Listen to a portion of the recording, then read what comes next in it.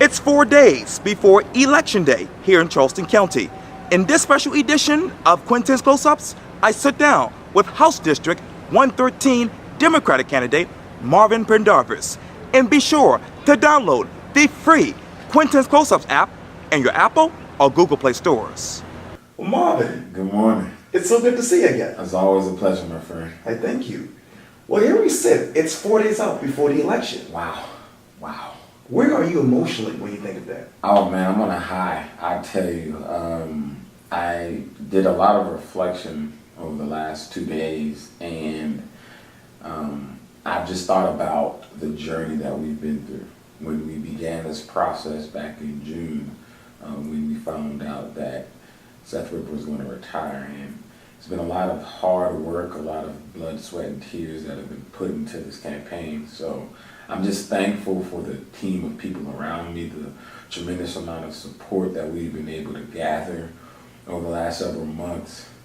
And I'm excited just to be able to see if that'll be able to result in a victory on November 7th. But I'm excited. You know, it's a great opportunity, I'll say that. And you know, when I read the Post and Courier article about you and your other opponent, Theron Sandy, yes, who is not, I'm not able to contact right now because he's hard to get in touch with, but the Post and Courier says this about you. Pendarvis describes himself as a connector and a part of a new wave of young people wanting to make a difference. He won 80% of the vote in the Democratic primary. How are you connecting with people? That was a great article, by the way. Caitlin Bird wrote that. Right. Extremely well written. And I'll say that I've always viewed myself as someone who's been able to bridge people, bridge different communities, people of different backgrounds, socioeconomic status, religions, races, no matter what. It's always been an opportunity for me. So that's always been how I've viewed myself and how I've always operated, because as being a sociable person as I am, I'm very involved in a number of different groups and different pockets and different areas of the city, of this community. And it's very unique, and it's an opportunity for you to just, have conversations with people that you wouldn't normally have. And oftentimes I've been able to bring the different circles that I'm associated with together. Right. And it's always worked out pretty well. So that's something that I've always cherished and loved about who I am, and something that I think will be very useful as I continue to go forward throughout my professional career and hopefully throughout my career in public service. And you talk about the community. Obviously, everyone was up and riled about the whole Garrett situation and the future of Garrett. Yeah. And I know a lot of you guys, Dr. Kendall Dees, Kevin Hollishin, and whatnot, Tony Lewis, all those folks attended the meeting on Thursday. Mm-hmm. And as you know, Garrett will stay open, but the new career center will be moved over to North Charleston. Where are you emotional with that decision? Well, I make a caveat. Well, not caveat, but I make a point of emphasis. Okay. I've suspected for some time that the school district was leaning toward putting this career, the Center for Advanced Studies, CAS, at North Charleston High School. And I've resigned on that fact, and that's something that I've accepted going forward. I think as the conversation grew and as time went on, for me, the best option would either have been, if they weren't going to put it at North Charleston High School, put it at Garrett and use it as an opportunity to revitalize that school and also that area. However, the vote went as it did, and I'm okay with that, because at the end of the day, we've got to continue to move forward. I will say this though, I know the vote specifically was to put the CAS at North Charleston High School, right.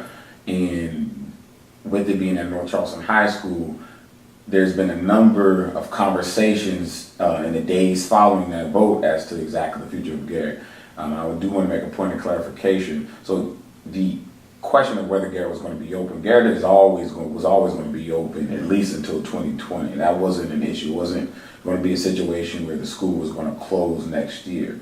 But after 2020, once the CAS is built, will Garrett Academy of Technology continue to exist in its current form? And the answer to that question is probably no.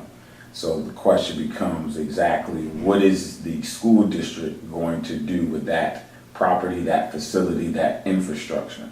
There was an amendment that was added to the proposal that said that the CAS that the Garrett would continue to exist as a CCSD school.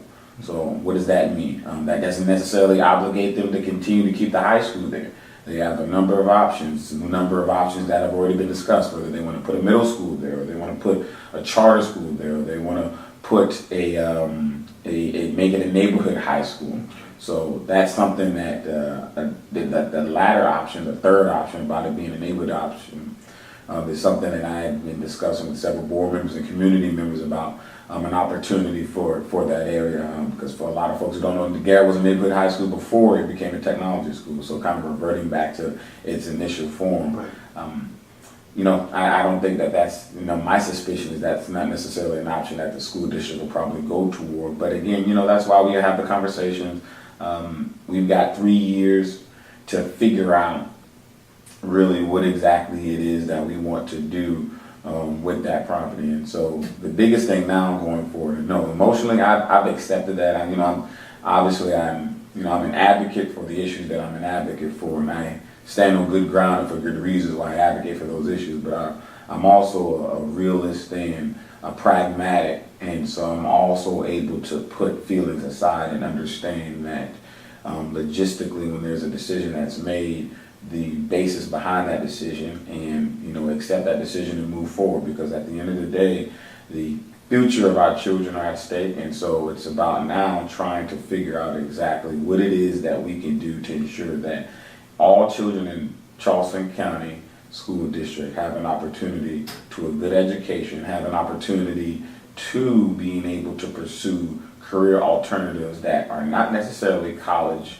or military outside of high school. And so that's really what the basis of this conversation was. And I'm hoping that hasn't gotten lost on people. And just the last point on that, there was a lot of frustration with the Garrett piece on a number of sides for people who were wondering exactly what happened. And I think most of the frustration probably just lied with the fact that the way things kind of happen. And so it's not, it's not necessarily what happened exactly, just how it happened. And so, we are where we are, and it's time to move forward. It's time to do what we can in order to ensure that the CAS is equipped with the 21st century trades and technologies that are going to really revitalize that area, and also that whatever becomes of Garrett High School or Garrett Academy of Technology after 2020 and the CAS is built is going to be something that's good for the community, that's going to be good for this city, and that's going to be good for educational opportunities for all the students in North Charleston going forward.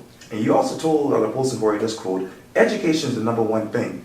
People are concerned about growth, but what good is growth if people aren't going to continue to come here if we don't have a good educational systems in place? It's true.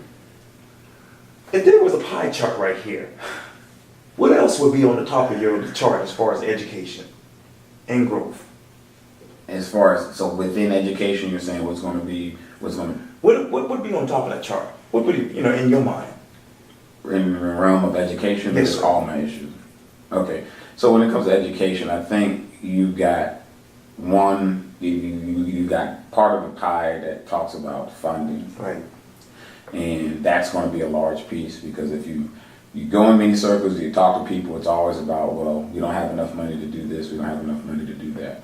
So I think that has to be a large part of what it is. And then also we've got to, that's going to be a large part of the pie. I mean, a large part of the pie. I can't necessarily say what it is, at least half of the pie, if not 3/4 of the pie.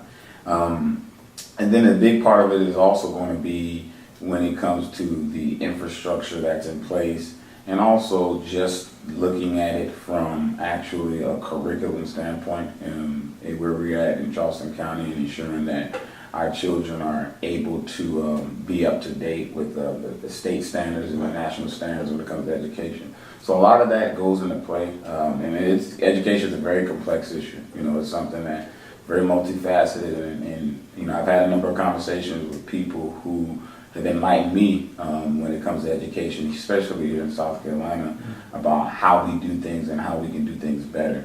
But funding is something that I've been saying on the campaign trail, And I'll continue to maintain my position on that because it's going to be very important that we are able to do that and make sure that we are properly funding our schools and ensuring that we're giving our students, our educators, our support staff, everything that they need in order to be successful, in order to be able to truly educate our children, and the money going into the places where it's needed the most, and that's in the classroom with the students.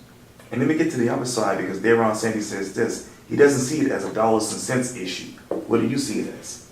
Yeah, he and I have disagreed on that. I think that's the one point. He and I have agreed education is important, and we've agreed that funding plays a part in that. It's just about how that happens. So I've always looked at it as that we have inadequate funding in our education system. I'll continue to maintain that position that the funding that we have is inadequate, and we've got to do what we can on a state level to ensure that we've got what we need in order to, again, make sure that our schools are being properly funded and that our schools are doing everything that they can do to properly and adequately educate our students. And that's what it boils down to. And I know that Senator Marvin Quintin will be out on the campaign trail with you tomorrow. And you have this flyer that says this: vote for democracy, vote for equality, vote Marvin Pendarvis for House District 113. What is the state of democracy and equality in your mind? So, and I look at both of those, and those are very pointed words, and I chose them carefully. I've always maintained the position that we've got to continue to level the playing field here in Charleston County. We've got to make sure that we are creating opportunities and standing in the gaps when there aren't opportunities, so that everyone at least has the same access to opportunity in order to be successful. And whether that's in the local economy and jobs, whether that's education, we've got to make sure that we're being what we can be as elected officials and local leaders and communities and faith leaders in order to ensure that. So that really plays into the equality piece for that. And then also, just the whole thing with democracy. I think as we, as I look at the landscape here, and I take this quote from Reverend Barber.